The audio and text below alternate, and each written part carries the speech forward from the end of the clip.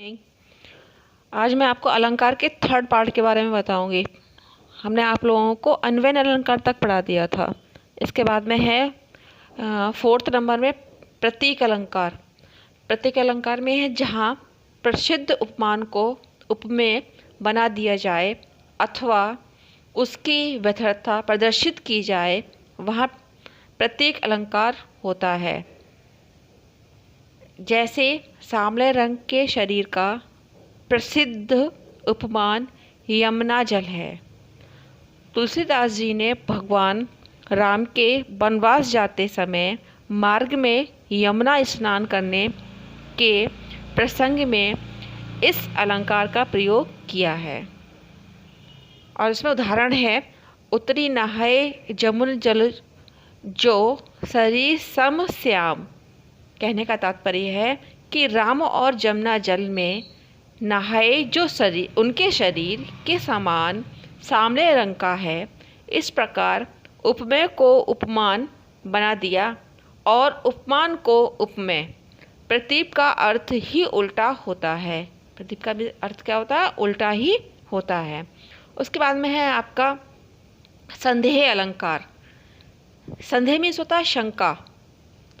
संदेह अलंकार में जहाँ किसी वस्तु की समानता अन्य वस्तु से दिखाई पड़ने से यह निश्चित न हो जाए कि यह वस्तु वही है या कोई अन्य, वहाँ संदेह अलंकार होता है। रिपीट, संदेह अलंकार में क्या है कि जहाँ किसी वस्तु की समानता मीन्स होता है बराबरी या बराबर, अन्य वस्तु से दिखाई पड़ने से यह निश्चित न हो जाए कि यह वस्तु वही है या कोई अन्य, वहाँ संदेह अलंकार होता है। इसका उदाहरण है कि नारी बिच सारी है, कि सारी बिच नारी है, कि सारी ही की नारी है, कि नारी ही की सारी है। यहाँ पर संदेह यह है कि नारी बिच सारी है, कि जो नारी है वो साड़ी के बीच में है, कि साड़ी नारी के बीच में है, कि सारी ही नारी है, कि जो पूरी साड़ी है वो क्या पूरी नारी है, कि नारी ही की सारी है, कि जो नारी है वो क्या साड़ी है। इसलिए यहाँ पे क्या है? संदेह अलंकार है, क्योंकि यहाँ पे स्पष्ट नहीं हो पा रहा है। अगला है आपका 6 भ्रांतिमान अलंकार। इसमें संदेह में तो यह संदेह बना रहता है। संदेह में तो क्या है? संदेह ही बना रहता है कि यह वस्तु रस्सी है या सर्प।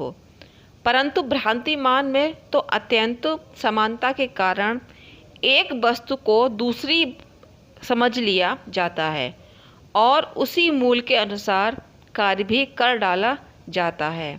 कहने का तात्पर्य है कि अंधेरा हो, अंधेरे में अगर रस्सी पड़ी हो तो उसको क्या भ्रांति बस वो सर्प लगता है। ठीक है, इस वजह से वहाँ पे भ्रांतिमान अलंकार है। कहते हैं कि जैसे उदाहरण दिया इसमें, बिल बिचारी प्रविसन लग्यो नाग शून्य में ब्याल और ताहवकारी अस्त्र भम लियो उठाए उत्ताल। इसमें सर्प के बारे में बताया गया है। ठीक है, इस वजह से यहाँ पे क्या है? भ्रांतिमान अलंकार है। अगला है आपका इसमें आगे है, यहाँ पर सर्प को हाथी की सूंड में, सर्प को क्या है? हाथी की सूंड में बिल होने की भ्रांति हुई है और वह उसी मूल के अनुसार क्रिया भी कर बैठा है, उसमें घुसने लगा है। उधर हाथी को भी सर्प में काले गन्ने की भ्रांति हुई है और उसने तत्काल उसे गन्ना समझकर उठा लिया है। Thank you. आपका जो सिलेबस में अलंकार थे आज ख़त्म हो गए हैं।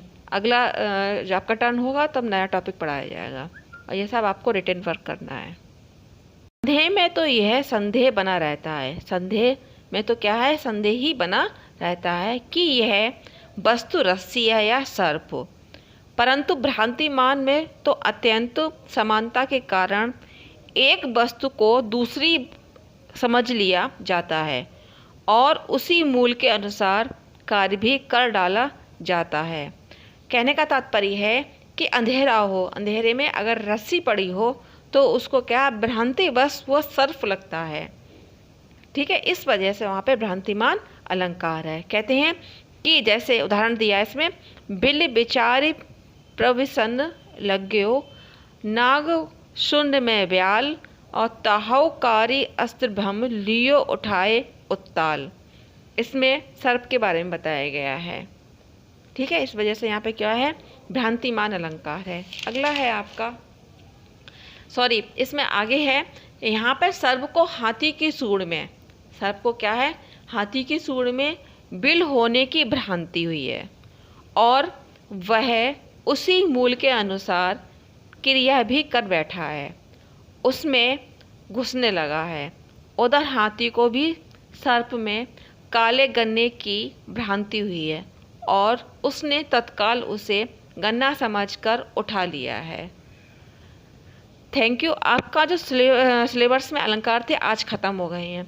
अगला जब आपका टर्न होगा तब नया टॉपिक पढ़ाया जाएगा और ये सब आपको रिटन वर्क करना है।